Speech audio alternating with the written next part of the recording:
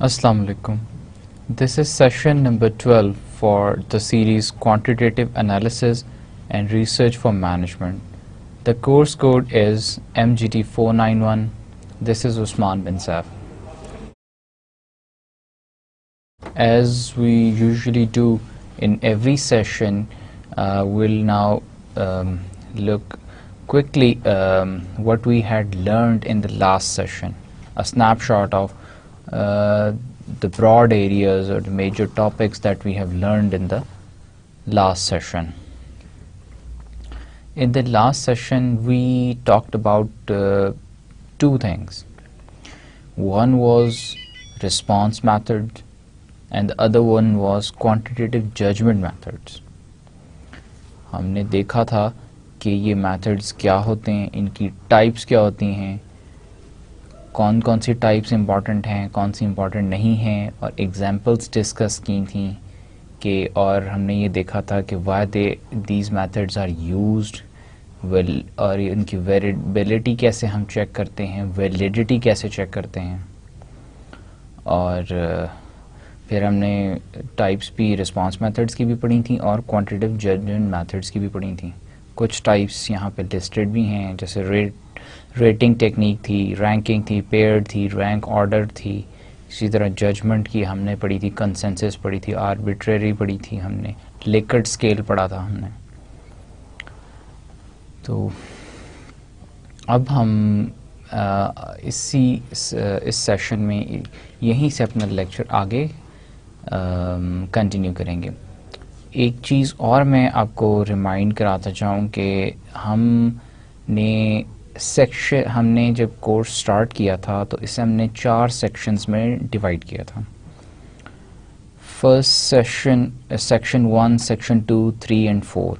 Section 1 हमने complete कर लिया है. सेक्शन 2 अभी हम पढ़ रहे हैं और ये टॉपिक्स जो हैं सारे सेक्शन 2 में आते हैं. Now the first topic for today this session is the term factor scales. What is factor scales?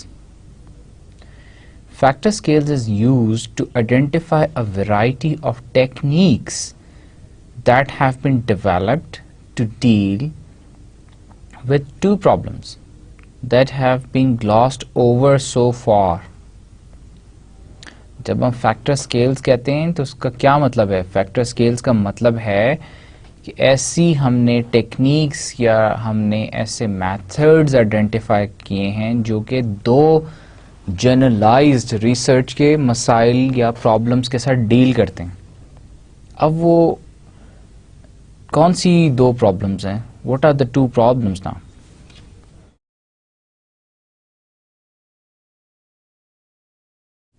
These are the two problems.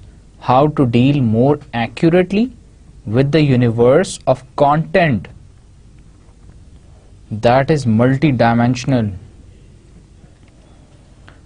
जब हम बात करते हैं, रिसर्च की बात करते हैं, हम फैक्टर स्केल्स की बात करते हैं, तो हम देखते हैं जो मेजर मसला बड़ा है वो ये है कि कंटेंट का, कि स्टिमुलाई का, कि हमारे पास इतने ज़्यादा वेरिएबल्स का, कि वेरिएबल्स इतने ज़्यादा हैं और वो इतने मल्टी डायमेंशनल हैं कि हमें मेजरमेंट के लिए, स्केलिंग के लिए हमें देखना पड़ता है, सर्च करनी पड़ती है, ढूंढना पड़ता है, डिसाइड करना पड़ता है.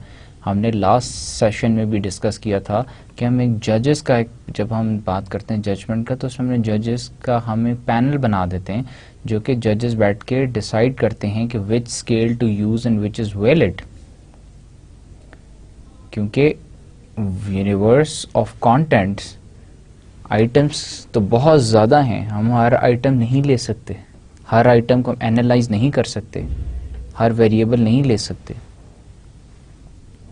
फिर variables are so multi dimensional. And the second problem is how to cover underlying dimensions that have not been identified. बहुत सारी ऐसे पॉइंट्स हैं, बहुत सारे ऐसे वेरिएबल्स की एक डिफरेंट डायमेंशंस हैं जो कि अभी तक आइडेंटिफाई नहीं हुई, हमें पता ही नहीं है, और वो हमारे रिसर्च रिजल्ट्स को, हमारे स्केल्स को अफेक्ट भी करते हैं। इन्हीं दो वजह की वजह से हम रिसर्च भी करते हैं।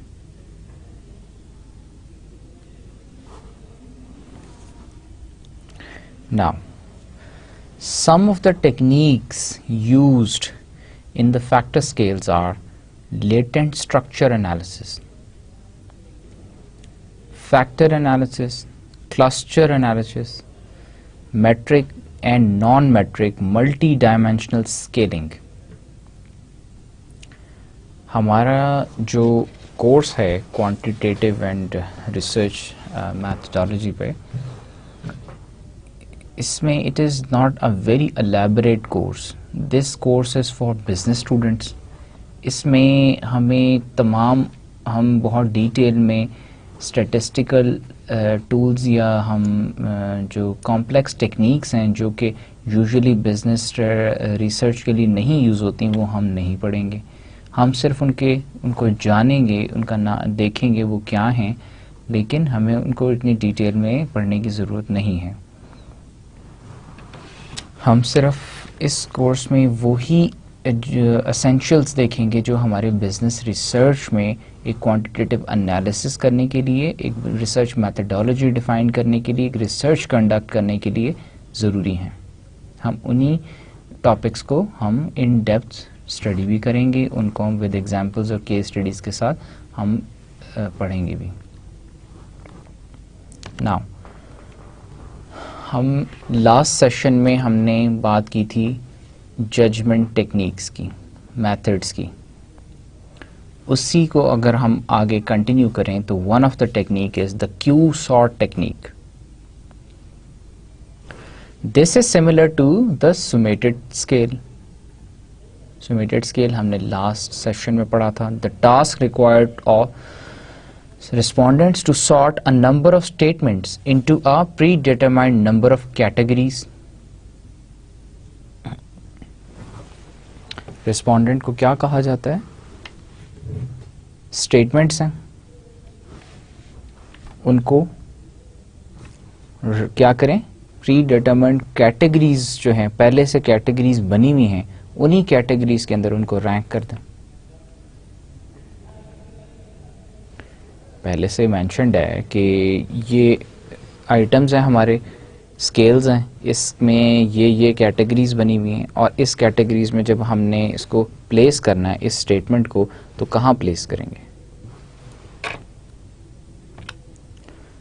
Now let's see an example. On the left hand side in the column items are listed, and on the right hand side in the other 4 columns subjects are listed. ये एक क्लास के बच्चों का result है। Subject A B C D 4 subjects हैं। अब वो कहता है responses of the subjects A B and C and D are given in the table. It can be noted that pair A and B and pair C and D are most alike. मतलब इन दोनों का result same है, a subject ए में और subject B में, इसी तरह subject D और सब्जेक्ट सी में। A subject scores are correlated with every other subject and factor or cluster analysis is performed to get the groupings. अब हमारा रिजल्ट क्या निकला कि आइटम नंबर 1, आइटम से मुराद स्टूडेंट नंबर ए जो है वो सब्जेक्ट ए और बी में बहुत अच्छा है, सी और डी में अच्छा नहीं है। स्टूडेंट नंबर 2 चारों सब्जेक्ट्स में फेल हो गया। स्टूडेंट नंबर 3 सिर्फ सब्जेक्ट ए में अच्छा है, बाकी 2 में बी और सी में फेल हो गया, और डी में बहुत बुरा। सो हमने क्या किया? सॉर्ट किया स्टूडेंट्स को अगेंस्ट द सब्जेक्ट्स, और हमें क्या रैंक ऑर्डर हमें उससे डेवलप हो गया। Now semantic differential. This is a quantitative judgment method that results in a assumed interval scale. Use bipolar adjectives like extremely clear and extremely ambiguous.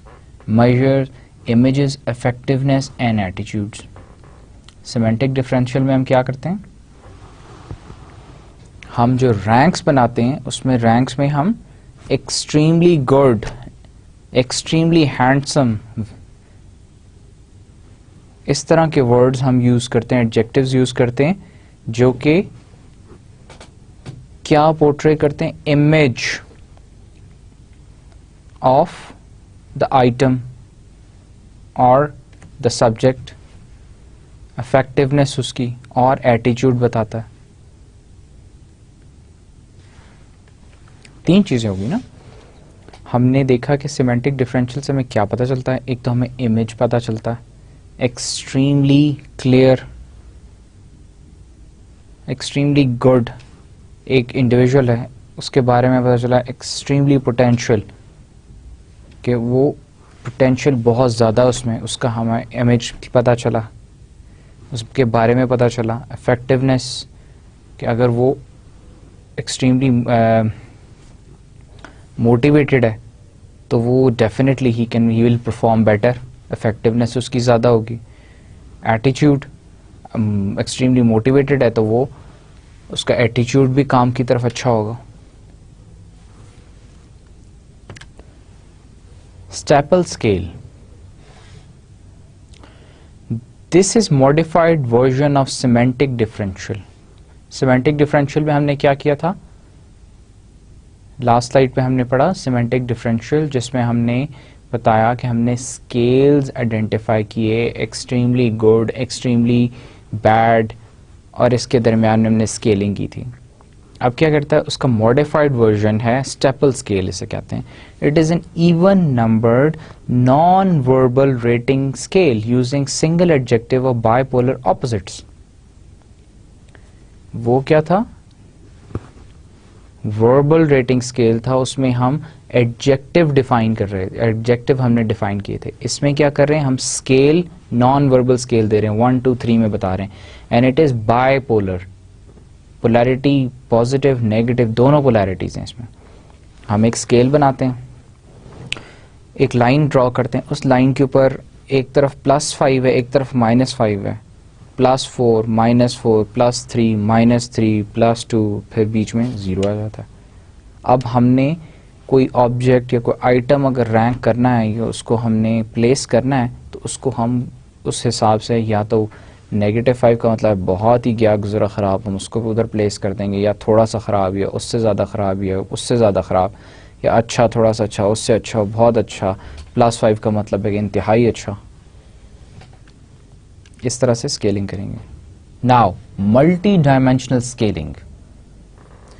Multi-dimensional scaling is a powerful mathematical procedure that can systemize data by representing the similarities of objects, especially as in a map. Multi-dimensional scaling. Multi-dimensional scaling क्या है? Mathematical procedure है basically, जो कि आपका data को systemise कर देता है by representing the similarities of objects. एक मैप आपने ड्रॉ कर लिया, मैप पे अलाइक ग्रुप्स जो हैं वो आपने इकट्ठे प्लेस कर दिए, ये अच्छे बच्चों का ग्रुप है, ये गंदे बच्चों का ग्रुप है, ये जो है स्कूल से भागे हुए बच्चों का ग्रुप है।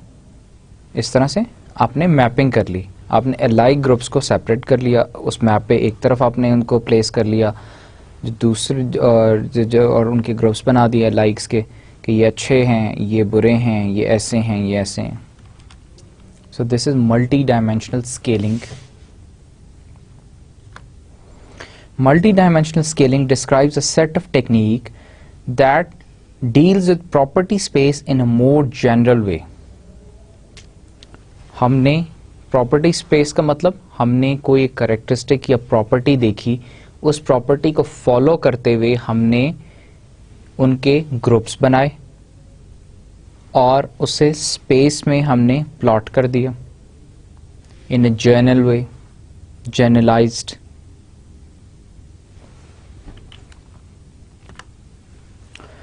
Now, standardized instruments. Standardized instruments क्या होते हैं? पहले तो हम ये बात करें इंस्ट्रूमेंट्स क्या होते हैं.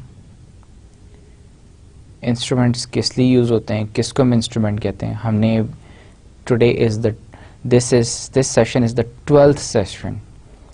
हमने सेशन नंबर 1 से हमने इंस्ट्रूमेंट पे बात करते आ रहे हैं. इंस्ट्रूमेंट ये है, इंस्ट्रूमेंट ये है, इंस्ट्रूमेंट ये है. इस तरह के इंस्ट्रूमेंट्स होते हैं. ऐसे ऐसे इंस्ट्रूमेंट को डेवलप करते हैं. ये स्टेप्स होते हैं इंस्ट्रूमेंट डेवलप के. इंस्ट्रूमेंट क्या है? इंस्ट्रूमेंट कोई भी वो वे है, मीडियम है टू कलेक्ट डाटा. हमने बात की थी पिछले सेशंस में, इंस्ट्रूमेंट सिर्फ एक क्वेश्चनर ही नहीं होता. इंस्ट्रूमेंट आपका वो नोट पैड भी होता है जिसमें आपने इंफॉर्मेशन नोट की, जिसको बाद में आप डाटा में ट्रांसफॉर्म करते हैं. As in many instances of research in available standardized instrument may be selected to collect data instead of developing it. Standardized instrument कौन सा होता है? जो कि पहले से डेवलप्ड हो, प्रूवन हो कि और वो पैनल ऑफ जजेस और उन सब से वो थ्रू हो चुका हो और वैलिड हो. हम रादर दैन हम अपने रिसर्च प्रॉब्लम के लिए, अपनी रिसर्च स्टडी के लिए एक नया इंस्ट्रूमेंट डेवलप करें, अगर हमें एक स्टैंडर्डाइज्ड, एक वैलिड इंस्ट्रूमेंट अवेलेबल हो, मिल जाए थ्रू लिटरेचर रिव्यू पहले से मिल जाए, तो that is a better way. हमें पता है वो प्रॉपर है और ठीक बना हुआ है, उसमें क्वेश्चंस भी ठीक हैं.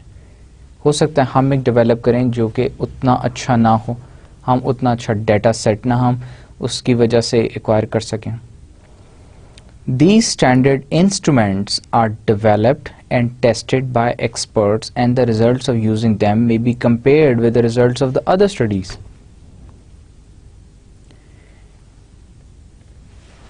ये instruments जो होते हैं ये experts ने डेवलप किए होते हैं और इनका एक फ़ायदा और भी होता है. अभी जस्ट मैंने एक लास्ट लाइन पढ़ी, results of using them may be compared with the results of the other studies.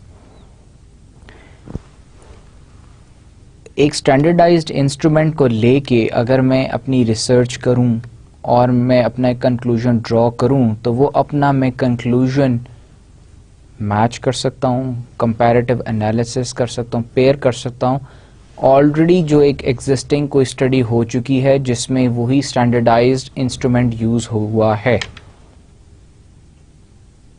दोनों का कंपैरिजन एनालिसिस में बाद में कर सकता हूँ. इसका एक बड़ा फ़ायदा ये भी है.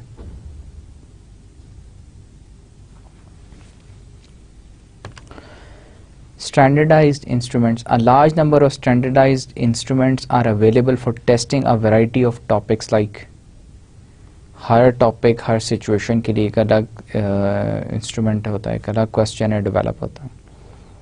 पर्सनालिटी जज करनी है उसके लिए कुछ और मुख्तलिफ होगा इंस्ट्रूमेंट.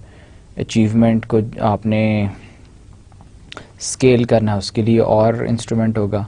परफॉर्मेंस के लिए और होगा, इंटेलिजेंस के लिए और होगा. जनरल एप्टीट्यूड आपने एक क्लास के बच्चों का देखना है, उनके लिए एक इंस्ट्रूमेंट डिफरेंट तरीके का होगा. सेम इंस्ट्रूमेंट तो हम सब सिचुएशंस के लिए नहीं यूज़ कर सकते.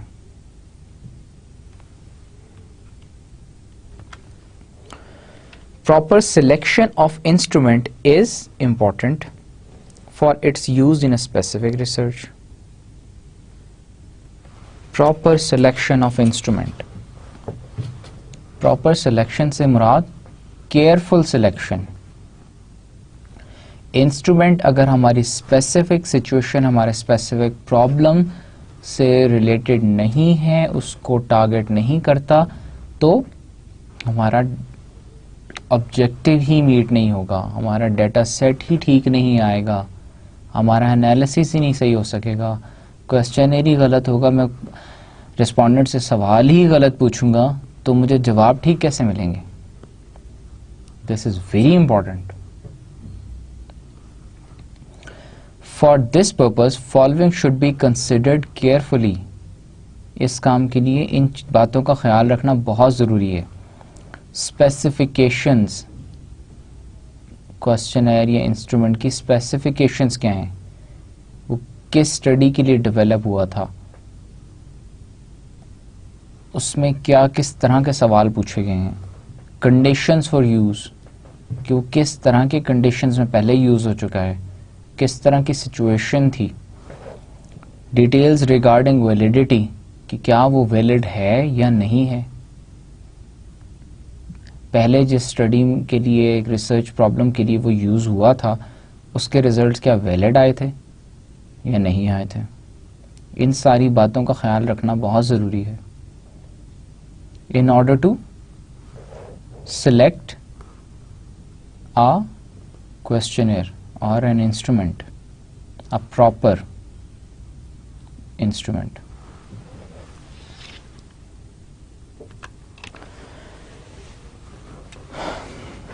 Now, हम जब एक स्टैंडर्डाइज्ड इंस्ट्रूमेंट की बात करते हैं तो किन बातों का ख्याल रखते हैं? इंस्ट्रूमेंट रिलायबल होना चाहिए, रिलायबिलिटी होनी चाहिए, उसमें ऑब्जेक्टिविटी होनी चाहिए, हमारा ऑब्जेक्टिव मीट करना चाहिए। डायरेक्शंस फॉर एडमिनिस्ट्रेशन, उसकी जो सर्व करने की डायरेक्शंस हैं या उसको एग्जीक्यूट करने की, इंस्ट्रूमेंट कैसे रिस्पोंडेंट से फिल कराना है, इंटरव्यू कैसे करना है, वो डायरेक्शंस प्रॉपर होनी चाहिए, ठीक होनी चाहिए। स्केलिंग ठीक हुई हो इंस्ट्रूमेंट के ऊपर।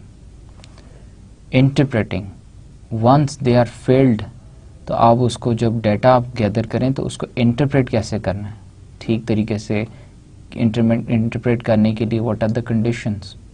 Validity and reliability in measurement, knowing that errors will creep into measurements in practice, it is necessary to evaluate the accuracy and dependability of measuring instrument. ये वैलिडिटी हमें कैसे पता चलेगा, एरर्स क्यों ज़रूरी हैं, knowing that errors will creep into measurements in practice. Human, आप एक रिसर्चर एक इंस्ट्रूमेंट डिज़ाइन करता है, इंस्ट्रूमेंट डिज़ाइन करते हुए कोई गलती कर सकता है, स्केलिंग करते हुए गलती कर सकता है, क्वेश्चनर एडमिनिस्ट्रेट जब होता है एडमिनिस्ट्रेशन में उसकी गलती आ सकती है, रिस्पोंडेंट फिल करते हुए गलती कर सकता है, इंटरव्यूअर उसमें को फिल करते हुए गलती कर सकता है, डाटा पंचिंग में, एडिटिंग में उसमें गलती हो सकती है। तो we know that errors will creep into measurements in practice.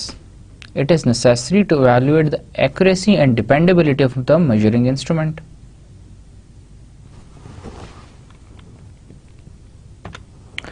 The criteria for such evaluations are, एक हमने evaluation conduct करनी है किसके लिए, अपना validity और reliability in measurement। मेजरमेंट हम किसकी कर रहे हैं, इंस्ट्रूमेंट की। स्केलिंग करते हैं, स्केलिंग से मेजरमेंट डेवलप होती है, और मेजरमेंट की वैल्यूएशन क्राइटेरियाज क्या हैं, वैलिडिटी, रिलायबिलिटी, प्रैक्टिकेबिलिटी।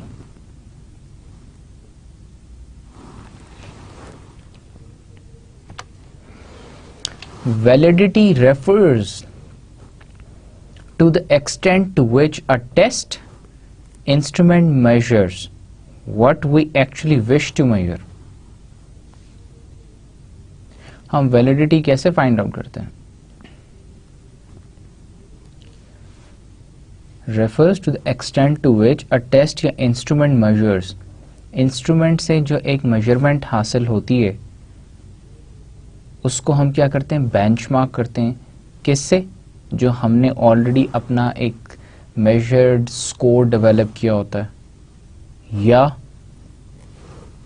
हम क्या मेजर क्या फिगर हम चाहते हैं, या हम किसी और स्टडी की वैलिडिटी जब चेक की गई थी तो वो उसमें क्या स्केल या फिगर्स उसमें यूज़ हुए थे, उसके अगेंस्ट हम वैलिडिटी चेक करते हैं. Reliability has to do with accuracy and precision of a measurement procedure. Accuracy and precision of what? Measurement procedure. Measurement procedure जो है क्या वो accurate था, ठीक था, reliable था. Reliable कैसे पता चलेगा? Accurate था, exact था.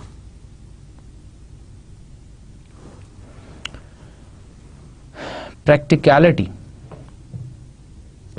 is concerned with a wide range of factors of economy, convenience, interpretability.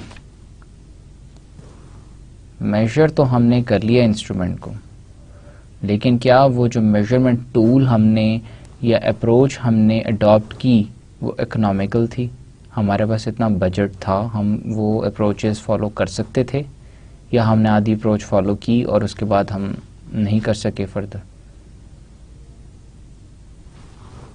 या उसमें कन्वीनियंस क्या हम कन्वीनियंटली कर भी सकते थे या बहुत मुश्किल था और हम उतनी मुश्किल अचीव नहीं कर सके, तो इस वजह से हमने मेजरमेंट जो है 100% अचीव नहीं की, या हमने मेजरमेंट तो अचीव कर ली, इंस्ट्रूमेंट को मेजर कर लिया, लेकिन अब हम उससे हमारी इतनी स्किल कैपेसिटी नहीं है कि हम उसे इंटरप्रेट भी कर सकें. So these are very important to keep them in your mind and apply them when you do what? When you check the validity and reliability of your measurement. And how do you do your measurement? You develop an instrument, you develop scaling for your instrument, and then when you get results through that scaling, you measure those results.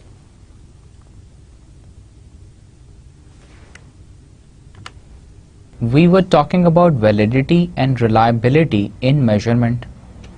In any research, there are always measurement errors and non-sampling errors. Errors की हमने बात की थी पिछले sessions में. दो तरह के होते हैं, एक सैम्पलिंग होते हैं, एक नॉन सैम्पलिंग होते हैं. सैम्पलिंग होते हैं जो सैम्पल स्पेस या पॉपुलेशन की वजह से राइज होते हैं. नॉन सैम्पलिंग होते हैं जो अदर रीजंस की वजह से, रिसर्चर ने क्वेश्चन डेवलप करते हुए गलती कर दी, डिज़ाइन में गलती हो गई, इंटरव्यू करते हुए गलती हो गई, रिस्पॉन्डेंट की गलती हो गई, ये सारे नॉन सैम्पलिंग एरर्स हैं. अब वो कहता है कि मेजरमेंट एरर्स जो हैं वो रिसर्च में आने ही आने हैं, because there are various factors involved. ठीक है जी. There has been no accepted body of theory that may be used to predict either the direction or magnitude of these errors. आज तक ऐसी कोई प्रॉपर थ्योरी कोई एक्सेप्ट नहीं हुई जो कि हमें किसी भी स्टडी की मैग्नीट्यूड ऑफ एरर्स या डायरेक्शन ही बता सके कि किस तरह के एरर्स इस स्टडी में अराइज होंगे और उनका मैग्नीट्यूड क्या होगा. ऐसी कोई थ्योरी अभी तक अवेलेबल नहीं है. सो एरर्स डू अराइज, एरर आते हैं मेजरमेंट में. आप क्या करते हैं, मिटिगेशन स्ट्रैटेजी तो डिवाइस करते हैं, लेकिन आप फिर जब एरर आ जाए तो उसे रेक्टिफाई करते हैं. एरर रेक्टिफिकेशन की बहुत सारे तरीके हैं. आपका क्वेश्चनेयर इंस्ट्रूमेंट में अगर क्वेश्चनेयर में कोई गलती है वो आप रेक्टिफाई करते हैं, दोबारा क्वेश्चनेयर फिल करा लेते हैं. रिस्पॉन्डेंट ने कोई अगर उसके आंसर्स कॉरिलेट नहीं कर रहे, स्केल्स कॉरिलेट नहीं कर रहे तो आप दोबारा से इंटरव्यू कर लेते हैं, दोबारा से बात पूछ लेते हैं. So there are various ways. Now, validity of measurement. After a model has been chosen for construction of measuring instrument and the instrument has been constructed, the next step is to find out whether or not the instrument is useful. क्या कहता है?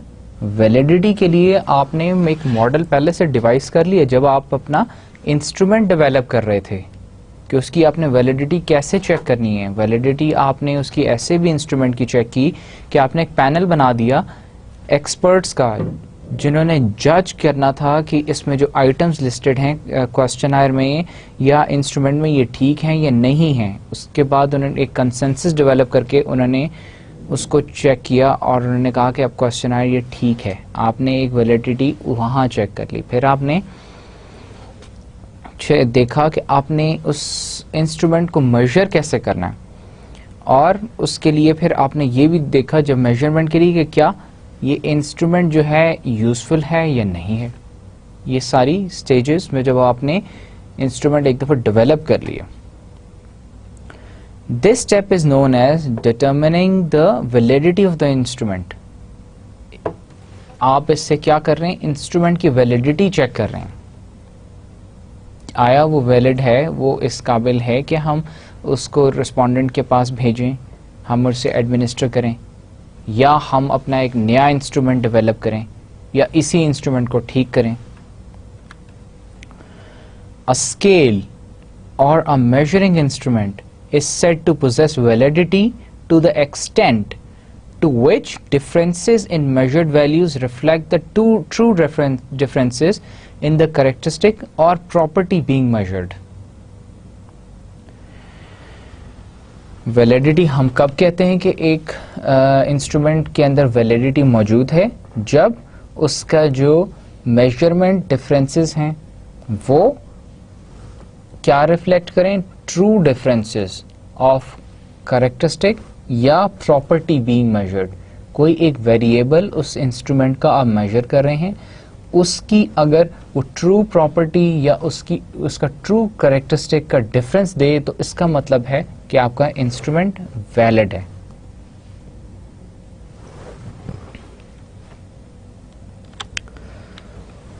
There are two forms of validity in research literature.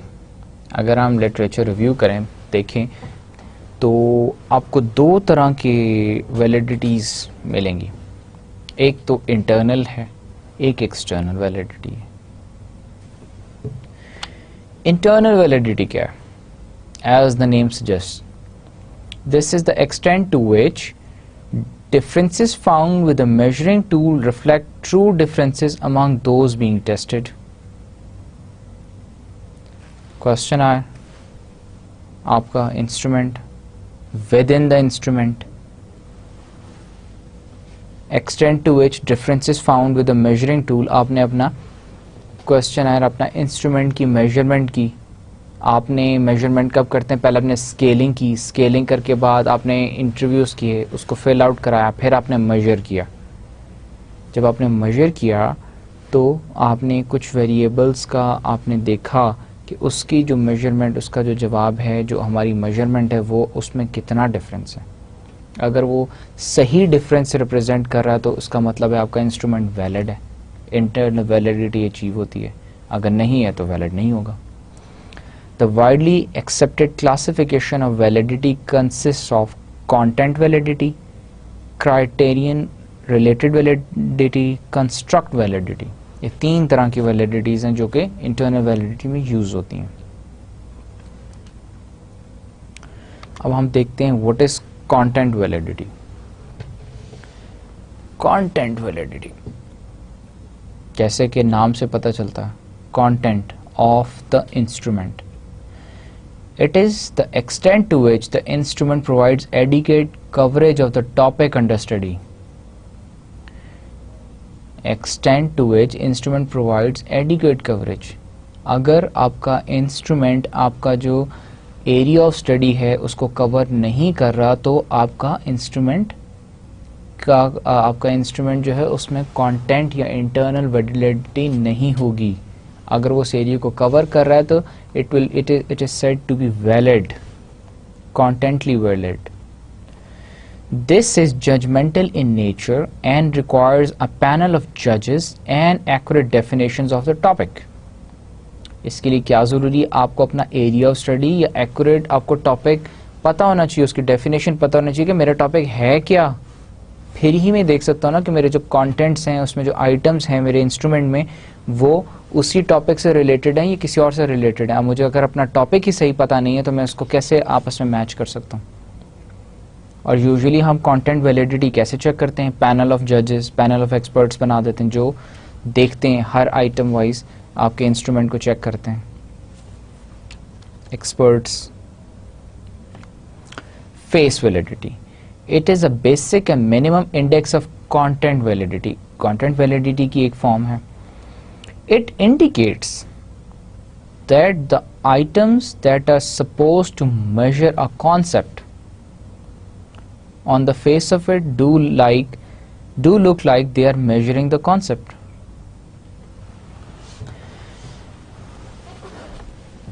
हमारी study, हमने एक research instrument हमने develop किया एक study के लिए। उसमें हमने देखा कि उसकी अब हमने इंटरनल वैलिडिटी फाइंड करनी है। इंटरनल वैलिडिटी की एक टाइप है content validity.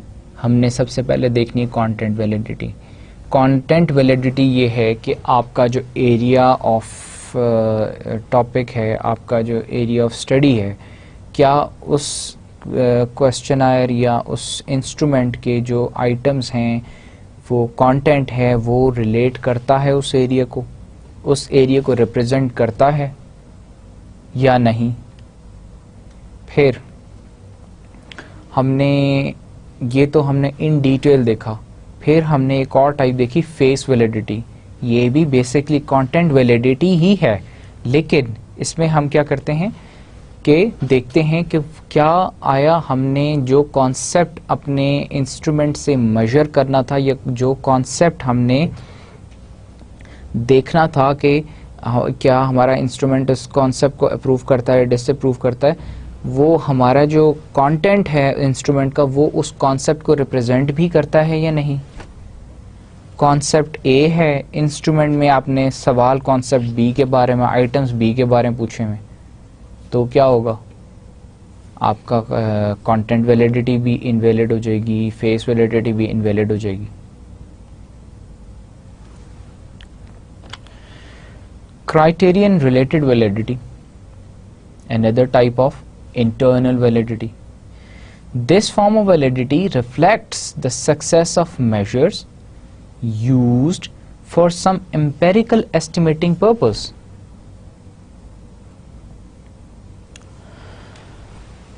Criterion related validity क्या है? This form of validity reflects the success of measures used for some empirical estimating purpose. कि हमने इंस्ट्रूमेंट एक डेवलप किया, उसको हमने मेजर किया किसी एम्पेरिकली, हमें एक एम्पेरिकल डाटा रिक्वायर्ड था उससे। तो क्या वो जो डाटा हमने जो क्राइटेरिया एक डिफ़ाइन किया था उसके अगेंस्ट हमने जो डाटा हमें रिसीव हुआ या जो डाटा जनरेट हुआ वो उसी पर्पस को वो रिप्रेजेंट करता है या नहीं। दोबारा से हम इसको देखते हैं। This form of validity reflects the success of measures used for some empirical estimating purpose. हमने एक इंस्ट्रूमेंट डेवलप किया, उस इंस्ट्रूमेंट को से हमने क्या चाहिए था? हमने इंस्ट्रूमेंट क्यों डेवलप किया? हमें इंस्ट्रूमेंट से डाटा गैदर करना था, हमें डाटा जनरेट करना था। अब आया वो डाटा जो जनरेट हो रहा है, जो मेजर हुआ है, वो हमारा जो क्राइटेरिया था उसको रिप्रेजेंट करता है, या हमारा जो उससे जो एम्पेरिकल डाटा हमें मिला वो हमारा कॉन्सेप्ट को रीइंफोर्स करता है या नहीं करता। हमने क्राइटेरिया डिफाइन किया था इंस्ट्रूमेंट डेवलप करते हुए कि ये सवाल इससे रिलेटेड, ये इसका इस तरह का इसका वो रिस्पॉन्स है। अब क्या हमने जब उसको क्वेश्चनायर्स को हमने स्केलिंग की तो हमने उसे डिस्क्रिप्टिव से एनालिटिकल के अंदर उसे ट्रांसफॉर्म कर लिया, और उसको जब हमने मेजर किया तो वो क्या हमारे उस क्राइटेरियन को रीइंफोर्स करता है। This is criterion related validity. One may want to predict some outcome or estimate the existing of some current behavior or condition.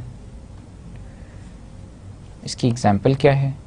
आप एक आउटकम प्रेडिक्ट करना चाहते हैं, या यूजुअली आप क्या करते हैं कि करंट बिहेवियर या करंट सिचुएशन या करंट कंडीशन को जब आप करना चाहते हैं, रिपोर्ट करना चाहते हैं, उस वक़्त आप इसको देखते हैं। उस वक़्त आप क्या क्राइटेरिया देखते हैं? आप क्राइटेरिया ये देख रहे होते हैं कि सपोज़ पार्क में बच्चे थे, बच्चे बहुत शैतान थे, उन बच्चों ने फूल तोड़ दिए। अब क्राइटेरिया इज़ के फूल तोड़े हैं और देखना ये किन बच्चों ने तोड़े हैं, क्यों तोड़े हैं। उसके लिए आपने इंफॉर्मेशन गैदर की, आपने क्वेश्चनर डिज़ाइन किया, इंस्ट्रूमेंट बनाया, लोगों से सवाल पूछे, कौन बच्चे आते हैं यहाँ, कब कब आते हैं, क्या शरारतें करते हैं यहाँ के, किस तरह से बिहेव करते हैं, और उससे आपने फाइनली आपने जब उसके इंस्ट्रूमेंट की स्केलिंग की, फिर आपने उसको मेजर किया, तो क्या आपको उससे पता चलता है? आपका क्राइटेरिया था कि किन बच्चों ने फूल तोड़े, क्या आपको उसका जवाब मिलता है या नहीं मिलता? Next is construct validity. Construct validity testifies to how well the results obtained from the use of measure fits the theory around which the test is diagnosed. Very simple, very simple.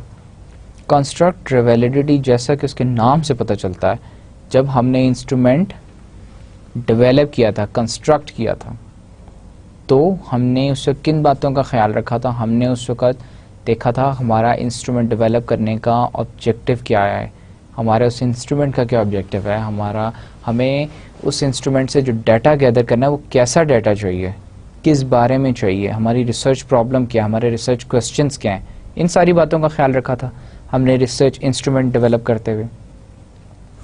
अब जब हमने research instrument develop कर लिया, construct कर लिया, उसके बाद हमने जब उसको मेजर किया, तो क्या हम फिर देखते हैं कि एक टेस्ट, हम एक डायग्नोज ये करते हैं कि क्या वो हमारा जो मेन ऑब्जेक्टिव था या हमारा जो थ्योरी थी उसके अराउंड रिवॉल्व करता है या नहीं, कि उसको ट्रूली हमारा इंस्ट्रूमेंट रिप्रेजेंट करता है उस थ्योरी को या नहीं करता। उसका मतलब अगर उसे ट्रूली वो रिप्रेजेंट नहीं करता तो उसका क्या मतलब होगा? उसका तो यही मतलब होगा कि अगर रिप्रेजेंट नहीं करता तो आपकी कंस्ट्रक्शन ही गलत है, आपने इंस्ट्रूमेंट ठीक नहीं बनाया, बनाते हुए देवर फ्लॉज, उस वक्त ही आपकी वैलिडिटी नहीं ठीक थी, क्वेश्चंस ठीक नहीं है, या हो सकता है क्वेश्चंस ठीक है, स्केलिंग ठीक नहीं है, आपने मेजर गलत किए, एरर्स थे। तो इन सारी बातों का ख्याल रखना चाहिए आप जब एक इंस्ट्रूमेंट डेवलप करते हैं। उससे क्या होता है? आपकी कंस्ट्रक्ट वैलिडिटी डेवलप होती है आपके इंस्ट्रूमेंट की।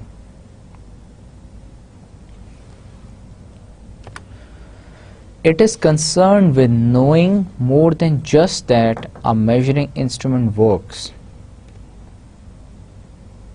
Very important and very simple. क्या कहता है? It is concerned with knowing more than just that a measuring instrument works. कहता है कि सिर्फ ये काफ़ी नहीं है कि आपका इंस्ट्रूमेंट जो है, आपका क्वेश्चनर, इट इज़ वर्किंग, वो आपको डाटा दे रहा है, ये भी ज़रूरी है कि वो वैलिड होना चाहिए, ठीक होना चाहिए, आपका जो ऑब्जेक्टिव है उसको रिप्रेजेंट करना चाहिए। Attitude scales, aptitude and personality tests generally concern concepts are examples of construct validity. हम जब एटीट्यूड देखते हैं लोगों का, उस स्केलिंग करते हैं, उसमें हम जनरली कंस्ट्रक्ट वैलिडिटी को हम मद्देनज़र रखते हैं। क्यों? हमारा ऑब्जेक्टिव क्या होता है? हमारा ऑब्जेक्टिव होता है हमने लोगों का एटीट्यूड मेजर करना है। अगर हम उनका एटीट्यूड मेजर नहीं कर पाते तो क्या होगा? हमारी कंस्ट्रक्शन ठीक नहीं होगी इंस्ट्रूमेंट की। Now multi trait multi method, This method uses a matrix of correlations among the scores of the same trait or quality and the measurement methods. The largest correlation coefficient establishes the construct validity. Multi-trait, multi-method seems very complex. क्या मतलब है, क्या कौन सा ऐसा method है ये multi trait जिसके बहुत सारे करेक्टरिस्टिक्स हों, मल्टी मेथड जिसमें बहुत सारे मेथड्स इन्वॉल्व हों, कौन सा ऐसा मेथड है? This method uses a matrix of correlations among the scores of the same trait or quality and the measurement methods. हम एक इंस्ट्रूमेंट डेवलप करते हैं, उसकी स्केलिंग करते हैं, हर ट्रेट की, हर क्वालिटी की, हर करेक्टरिस्टिक को हम क्या करते हैं, उसकी एक मैट्रिक्स बना लेते हैं. मैट्रिक्स में के थ्रू हम क्या देखते हैं, उसकी आपस में कोरिलेशन देखते हैं. ये भी एक मेजरमेंट मेथड है जिसके थ्रू क्या पता चलता है, कंस्ट्रक्ट वैलिडिटी. जितनी ज़्यादा कोरिलेशन होगी उतनी कंस्ट्रक्ट वैलिडिटी ज़्यादा होगी, जितनी कम कोरिलेशन होगी उतनी कंस्ट्रक्ट वैलिडिटी कम होगी. वही सिंपल. क्या करते हैं, हम एक मैट्रिक्स बना लेते हैं. मैट्रिक्स के थ्रू हम क्या देखते हैं, कोरिलेशन ढूंढते हैं. किस में कोरिलेशन ढूंढते हैं, कैरेक्टरिस्टिक्स में, ट्रेट्स में, क्वालिटी और एट्रीब्यूट्स आपके इंस्ट्रूमेंट के, उन सब के अंदर हम देखते हैं, उनकी सबकी आपस में कोरिलेशन देखते हैं. और वो कैसे देखते हैं, हम मैट्रिक्स मेथड हम अप्लाई करते हैं, कोरिलेशन देखते हैं. जो largest correlation coefficient establish the construct validity. Largest, जितना ज़्यादा बड़ा कोरिलेशन कोएफिशिएंट आए उतनी ज़्यादा आपकी कंस्ट्रक्ट वैलिडिटी होती, उतनी आपकी construction of your instrument is valid, is proper. इसी तरह इंटरप्रेट करते हैं ना कि अगर आपकी वैलिडिटी जितनी ज़्यादा उतना आपका इंस्ट्रूमेंट अच्छा, उतना अच्छा रिजल्ट प्रोड्यूस करेगा.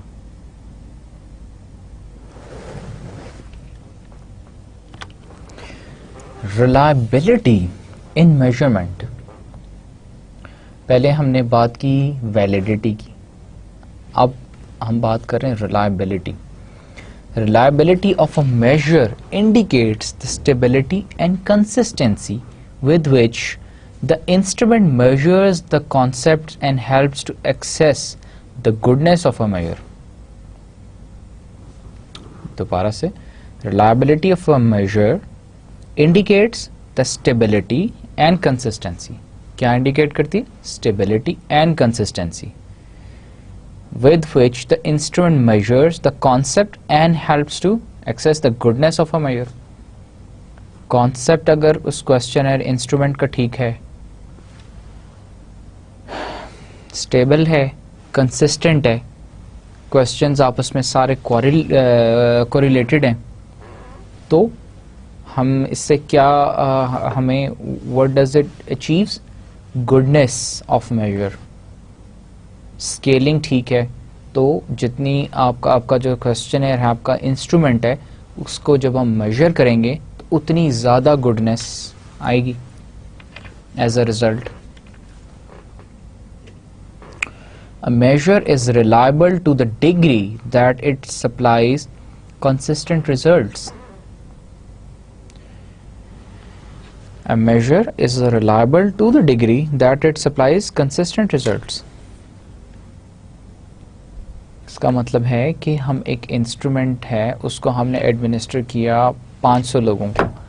अगर वो हर किसी के रिस्पॉन्सेस डिफरेंट हैं, हो सकता है परसेप्शन डिफरेंट हो, लेकिन ये पॉसिबल नहीं कि उनके क्वेश्चन या इंस्ट्रूमेंट जो है उसका रिजल्ट्स टोटली ऑपोजिट हो जाएं.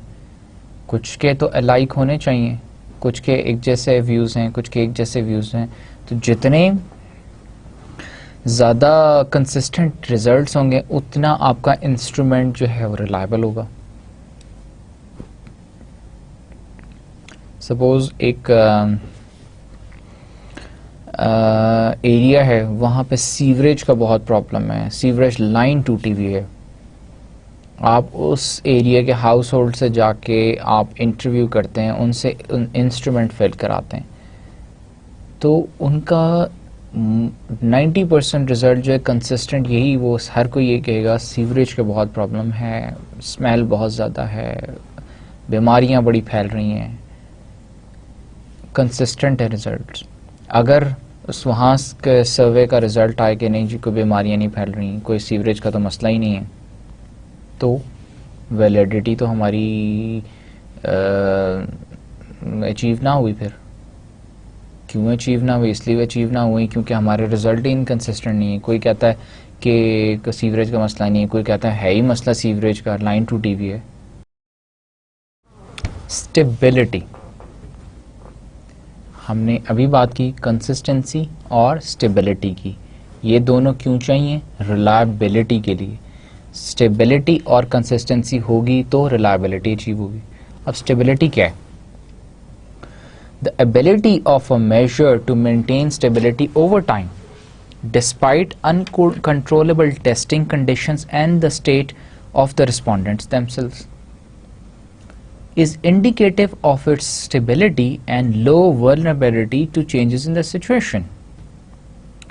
Stability क्या है?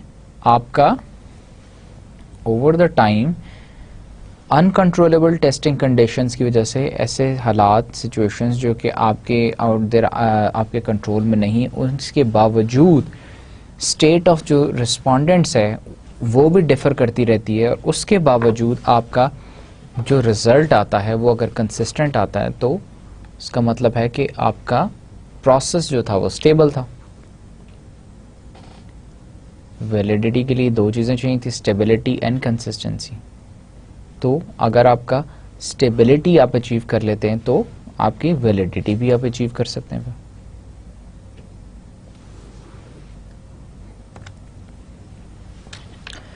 Test retest reliability, this is the reliability coefficient obtained by repeating an identical measure on a second occasion. It is the correlation coefficient of measures obtained in the test and the retest. Test retest reliability क्या होती है? Very simple, as the name suggests, test retest. आपने क्या किया? एक दफ़ा एक experiment run किया, आपके पास एक मेजर, उसका रिजल्ट जनरेट हो गया, आपने सेम आइडेंटिकल एक्सपेरिमेंट रीटेस्ट दोबारा कर दिया, उसका भी आपके पास आ गया। अब इन दोनों रिजल्ट्स की जो आपस में कॉरिलेशन है वो क्या हमें बताती है? रिलायबिलिटी के टेस्ट अगर तो दोनों में कॉरिलेशन है तो उसका मतलब कॉरिलेशन अगर दोनों में है तो इसका मतलब है कि टेस्ट रिजल्ट्स रिलायबल हैं, हमारा इंस्ट्रूमेंट रिलायबल था, वैलिड था। अगर दोनों में रिलायबिलिटी अगर नहीं आती, दोनों में कॉरिलेशन कम है या कॉरिलेशन आती ही नहीं, इसका मतलब हमारे रिजल्ट रिलायबल नहीं है। उसका क्या मतलब होगा? कि हमारा इंस्ट्रूमेंट वैलिड नहीं है, रिलायबल नहीं है।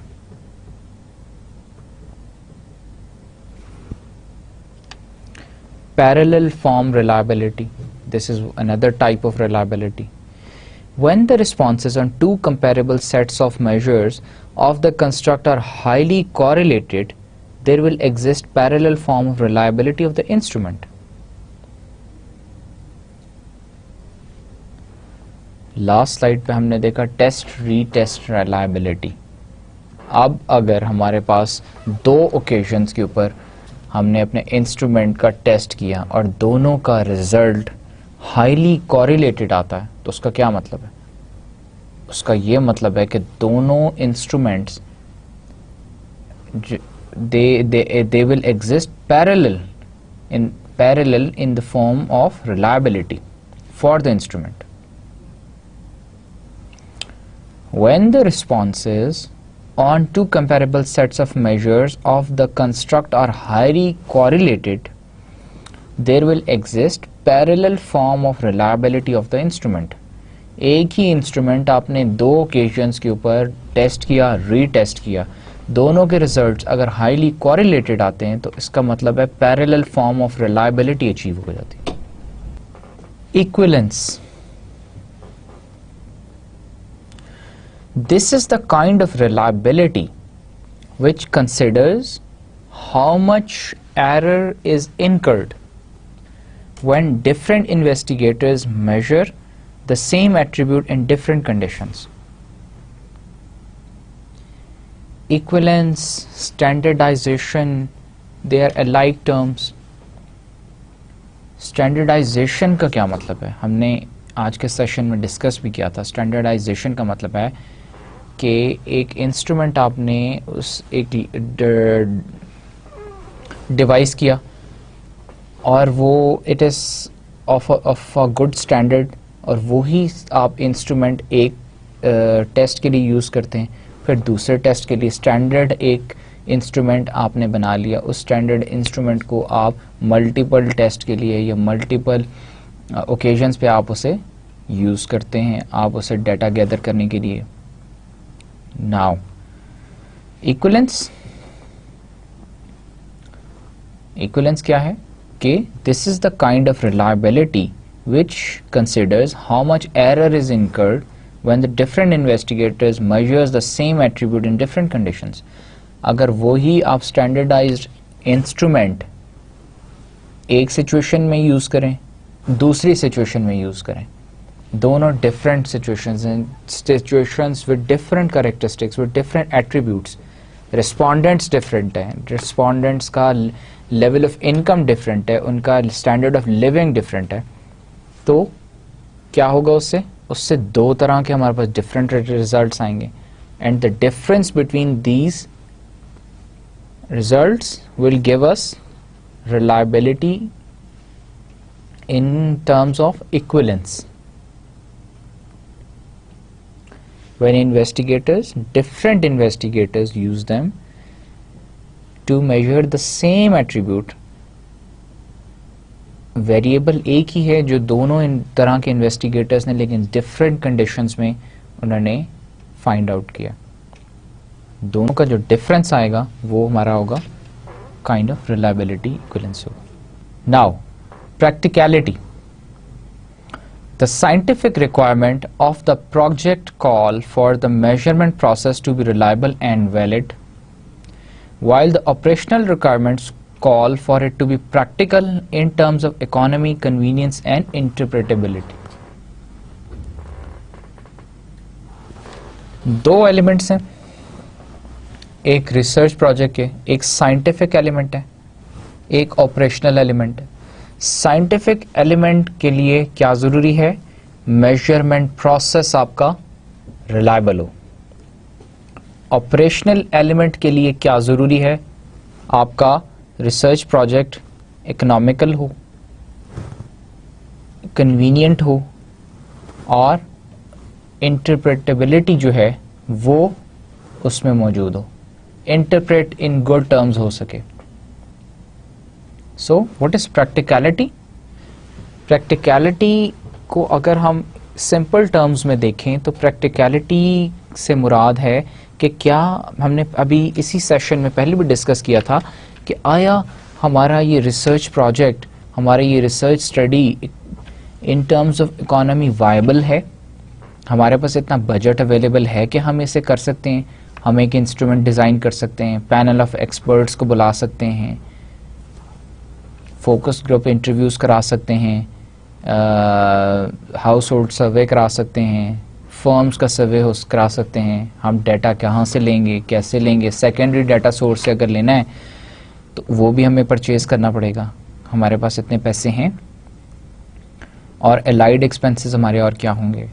फिर कन्वीनियंस कि बीइंग अ रिसर्चर मुझे ये भी इस बात का ख्याल रखना है क्या मेरे पास इतना टाइम है कि मैं ये काम कर सकता हूँ, अगर मैं कर सकता हूँ कितनी देर में कर सकता हूँ, और मेरे सुपरवाइज़र जो है जिसने सुपरवाइज़ करना है मेरा रिसर्च प्रोजेक्ट, उसके पास इतना टाइम है वो सुपरवाइज़ कर सकता है, स्किल्स रिक्वायर्ड हैं मेरे पास भी, सुपरवाइज़र के पास। फिर क्या ये मेरी इतनी स्किल्स हैं कि मैं इस प्रोजेक्ट को प्रॉपरली इंटरप्रेट भी कर सकूं। तो इन सब बातों का ख्याल रखना बहुत ज़रूरी है।